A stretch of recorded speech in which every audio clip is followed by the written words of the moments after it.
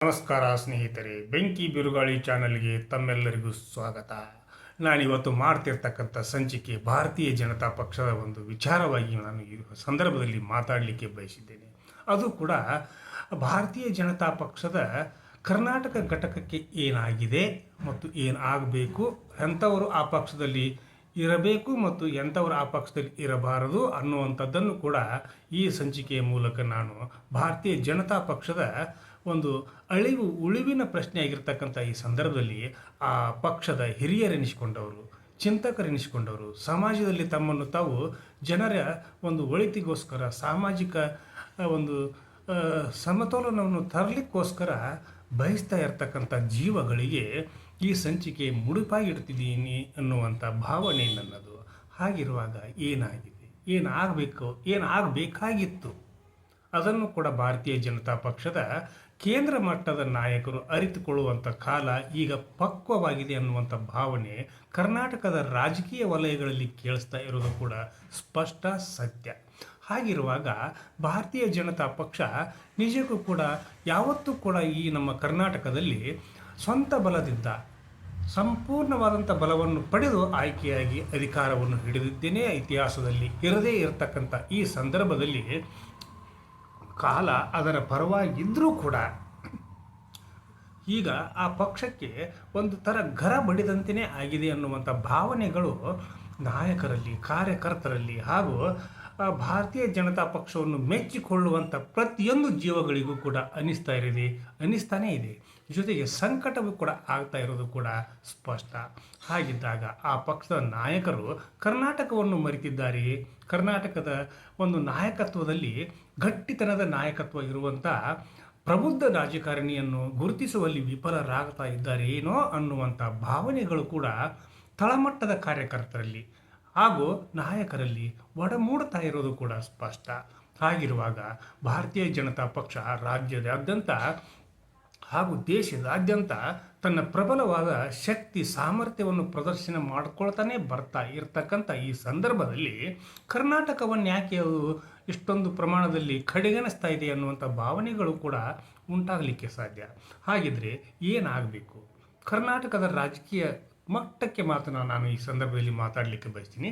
ಕರ್ನಾಟಕದ ಭಾರತೀಯ ಜನತಾ ಪಕ್ಷದ ಪ್ರಮುಖ ಹುದ್ದೆಗಳನ್ನು ಈಗಿರ್ತಕ್ಕಂಥವರಿಗೆ ಯಾರಿಗೂ ಕೂಡ ನೀಡಬಾರದು. ಅಶೋಕೇನೋ ಒಳ್ಳೆಯವರೇ, ವಿಜೇಂದ್ರರೇನೋ ಒಳ್ಳೆಯವರೇ, ಆದರೆ ಅವರು ಮಾಡ್ತಿರ್ತಕ್ಕಂಥ, ಅವರು ಹಮ್ಮಿಕೊಳ್ತಿರ್ತಕ್ಕಂಥ ಕಾರ್ಯಕ್ರಮಗಳ ವಿಚಾರವೇ ಕಾರ್ಯಕರ್ತರಿಗೆ, ನಾಯಕರಿಗೆ ಅರ್ಥ ಆಗ್ತಾ ಇಲ್ಲ. ಹಾಗಿರುವಾಗ ಭಾರತೀಯ ಜನತಾ ಪಕ್ಷವನ್ನು ಬೆಳೆಸಬೇಕಾದಂಥವರು ಯಾರು? ಆ ಬೆಳೆಸಬೇಕಾಗಿರ್ತಕ್ಕಂಥ ಕಾರ್ಯಕರ್ತರಿಗೆ ಹುರಿದುಂಬಿಸುವವರು ಯಾರು? ಪಕ್ಷವನ್ನು ಮುನ್ನಡೆಸಿಕೊಂಡು ಮುಂದೆ ಅಧಿಕಾರಕ್ಕೆ ತರುವಂಥ ನಾಯಕರಾರು ಅನ್ನುವಂಥ ಪ್ರಶ್ನೆಗಳಾಗಿಯೇ ಉಳಿತಾ ಇರತಕ್ಕಂಥ ಈ ಸಂದರ್ಭದಲ್ಲಿ ಇದರ ಒಂದು ಲಾಭವನ್ನು ಪಡೆದುಕೊಂಡು ಭಾರತೀಯ ಜನತಾ ಪಕ್ಷದ ಇಂತಹ ಒಂದು ಲಾಭವನ್ನು ಪಡೆದುಕೊಂಡು ಮುಂದಿನ ಸಲವೂ ಕೂಡ 2028ರ ಚುನಾವಣೆಯಲ್ಲಿಯೂ ಕೂಡ ಕಾಂಗ್ರೆಸ್ ಪಕ್ಷ ತನ್ನ ಶಕ್ತಿ ಸ್ವಸಾಮರ್ಥ್ಯದಿಂದ ಅಧಿಕಾರದ ಚುಕ್ಕಾಣಿಯನ್ನು ಹಿಡಿಯುವಂಥ ಎಲ್ಲ ಲಕ್ಷಣಗಳು ಕೂಡ ಕರ್ನಾಟಕದಲ್ಲಿ ಈಗಿನ ಮಟ್ಟಿಗೆ ಕಾಣ್ತಾ ಇವೆ ಅನ್ನುವಂಥದ್ದನ್ನು ಈ ಸಂದರ್ಭದಲ್ಲಿ ನಾನು ಭಾರತೀಯ ಜನತಾ ಪಕ್ಷದ ವರಿಷ್ಠ ನಾಯಕರಿಗೆ ಹೇಳಲಿಕ್ಕೆ ಬಯಸಿದ್ದೇನೆ. ಹಾಗಿದ್ದರೆ ಕರ್ನಾಟಕ ಭಾರತೀಯ ಜನತಾ ಪಕ್ಷವನ್ನು ಇನ್ನು ಮೇಲೆ ಮರೆಯಬೇಕೇ ಅನ್ನುವಂಥದ್ದನ್ನು ಕೂಡ ಅರ್ಥ ಮಾಡಿಕೊಳ್ಬೇಕು. ಯಾಕಂತ ಈಗ ಇರ್ತಕ್ಕಂಥ ಬಹುತೇಕ ನಾಯಕರು ಈಗ ಆ ಪಕ್ಷಕ್ಕೆ ಬಲ ತುಂಬುವಂಥ ಶಕ್ತಿ ಸಾಮರ್ಥ್ಯವನ್ನು ಪಡೆದೇನೇ ಇಲ್ಲ ಅಂತಲೇ ಭಾವಿಸ್ಬೋದು. ಹಾಗಿದ್ರೆ ಯಾರು ಆ ಒಂದು ಸ್ಥಾನವನ್ನು ತುಂಬಬಲ್ಲರು ಅನ್ನುವಂಥ ವಿಷಯವನ್ನು ನಾವು ಪ್ರಸ್ತಾಪ ಮಾಡಿದಾಗ ಬಹುತೇಕ ಎಲ್ಲ ಕಡೆಗಳಿಂದಲೂ ಕೂಡ ಅನಂತಕುಮಾರ್ ಹೆಗಡೆ ಮತ್ತು ಬಸವರಾಜ ಪಾಟೀಲ್ ಯತ್ನಾಳ್ ಇವರಿಬ್ಬರ ಹೆಸರನ್ನು ಮಾತ್ರ ಉಲ್ಲೇಖ ಮಾಡ್ತಾ ಇರೋದು ಕೂಡ ಈಗಿನ ಸಂದರ್ಭದಲ್ಲಿ ಒಂದು ಸ್ಪಷ್ಟ ಅಭಿಪ್ರಾಯ ರಾಜಕೀಯದಲ್ಲಿ, ಕಾರ್ಯಕರ್ತರಲ್ಲಿ ಹಾಗೂ ನಾಯಕರಲ್ಲಿಯೂ ಕೂಡ, ಜನಸಾಮಾನ್ಯರಲ್ಲಿಯೂ ಕೂಡ ಈ ಇಬ್ಬರ ನಾಯಕತ್ವ ನಿಜಕ್ಕೂ ಕೂಡ ಭಾರತೀಯ ಜನತಾ ಪಕ್ಷಕ್ಕೆ ಈಗಿನ ಸಂದರ್ಭದಲ್ಲಿ ಬೇಕು. ಅವರ ಕೈಯಲ್ಲಿ ಭಾರತೀಯ ಜನತಾ ಪಕ್ಷವನ್ನು ಕೊಟ್ಟರೆ ಮುಂದಿನ 2028ರ ವಿಧಾನಸಭಾ ಚುನಾವಣೆಯಲ್ಲಿ ಹೆಚ್ಚಿನ ಪ್ರಮಾಣದಲ್ಲಿ ಶಾಸಕರನ್ನು ಆಯ್ಕೆ ಮಾಡಿಕೊಂಡು ಬಂದು ಸರ್ಕಾರವನ್ನು ಸ್ಥಾಪಿಸುವಂಥ ಎಲ್ಲ ಲಕ್ಷಣಗಳು ಕೂಡ ಇರುವಾಗ ವರಿಷ್ಠ ಮಂಡಳಿಗೆ ಯಾರು ದಾರಿ ತಪ್ಪಿಸ್ತಾ ಇದ್ದಾರೆ ಅನ್ನೋದು ಕೂಡ ತಿಳಿಯದಾಗಿರ್ತಕ್ಕಂಥ ಪರಿಸ್ಥಿತಿ ಅನ್ನುವಂಥದ್ದನ್ನು ಕೂಡ ಕಾರ್ಯಕರ್ತರು ಮಾತಾಡ್ಕೊಳ್ತಾ ಇದ್ದಾರೆ. ವಿಶ್ವ ಹಿಂದೂ ಪರಿಷತ್, ಬಜರಂಗ್ ದಳ ಹಾಗೂ ಇನ್ನು ಹಲವಾರು ಬಲಾಢ್ಯ ಸಂಘಟನೆಗಳು ಭಾರತೀಯ ಜನತಾ ಪಕ್ಷವನ್ನು ಬೆಂಬಲಿಸ್ತಾ ಬರ್ತಾ ಇದ್ದರೂ ಕೂಡ ಕರ್ನಾಟಕದ ಮಟ್ಟಿಗೆ ಅವು ಕೂಡ ಈಗ ಏಕೋ ಏನೋ ಒಂಥರ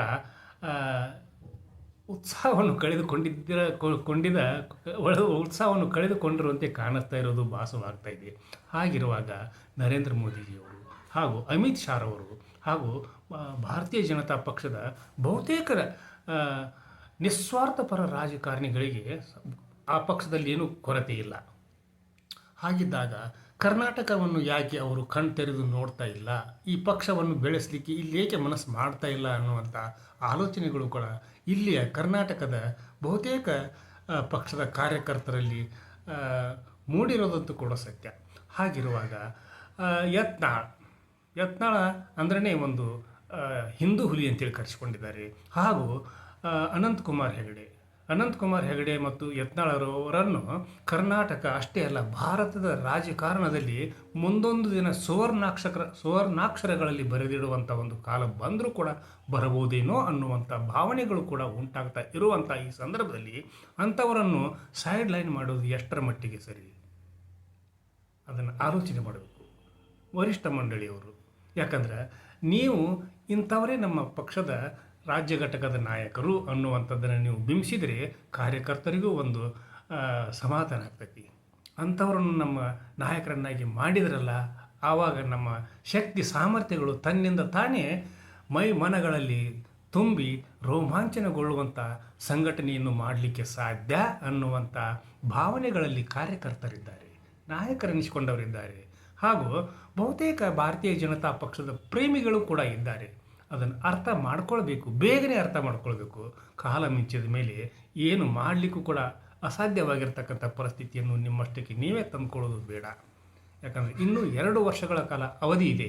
ಆ ಅವಧಿಯಲ್ಲಿ ನೇಮಿಸ್ರಿ ನೀವು ಇವರಿಬ್ಬರಲ್ಲಿ ಯಾರನ್ನಾದರೂ ಒಬ್ಬರನ್ನು ಭಾರತೀಯ ಜನತಾ ಪಕ್ಷದ ನಾಯಕನನ್ನಾಗಿ, ಅಧ್ಯಕ್ಷರನ್ನಾಗಿ ನೇಮಕ ಮಾಡಿದರೆ ವಿರೋಧ ಪಕ್ಷದ ನಾಯಕ ಅಶೋಕ್ ಅವರೇ ಇರಲಿ, ಏನು ತೊಂದರೆ ಇಲ್ಲ. ಪಾಪ ಅವರು ಕೂಡ ಅಡ್ಜಸ್ಟ್ಮೆಂಟ್ ರಾಜಕೀಯ ಮಾಡ್ತಾರೆ ಅನ್ನೋದು ಕೇಳಿ ಬರ್ತಾ ಇದ್ದರೂ ಕೂಡ ಅದನ್ನು ನಾನಂತೂ ನಂಬ್ತಾ ಇಲ್ಲ. ಯಾಕಂದರೆ ಅಶೋಕ್ ನಿಜಕ್ಕೂ ಕೂಡ ಒಬ್ಬ ಪ್ರಬುದ್ಧ ರಾಜಕಾರಣಿ, ಒಳ್ಳೆಯ ರಾಜಕಾರಣಿ, ಹಾಗೂ ಕೆಲಸವನ್ನು ಮಾಡುವಂಥ ಒಂದು ಛಲವನ್ನು ಇಟ್ಕೊಂಡಿರ್ತಕ್ಕಂಥ ಒಬ್ಬ ರಾಜಕಾರಣಿ. ಅವರೇ ಮುಂದುವರಿಲಿ, ತಪ್ಪೇನಿಲ್ಲ. ಆದರೆ ಅಧ್ಯಕ್ಷ ಸ್ಥಾನಕ್ಕೆ ಮಾತ್ರ ಯತ್ನಾಳರಂಥವರೇ ಬೇಕು, ಅನಂತಕುಮಾರ್ ಹೆಗಡೆ ಅಂಥವರೇ ಬೇಕು ಅನ್ನೋದನ್ನು ಮನಗಾಣಬೇಕು. ಎಲ್ಲರೂ ಕೂಡ ಒಪ್ಕೋಬೇಕು. ಅದನ್ನು ಕಾರ್ಯಕರ್ತರು ಕೂಡ ಒಪ್ಕೋತಾರೆ ಅನ್ನುವಂಥ ಸಂದೇಶದೊಂದಿಗೆ ಭಾರತೀಯ ಜನತಾ ಪಕ್ಷವನ್ನು ಮುನ್ನಡೆಸುವಂಥ ಧೀಮಂತ ನಾಯಕ ಕರ್ನಾಟಕದಲ್ಲಿ ಇದ್ದಾರೆ.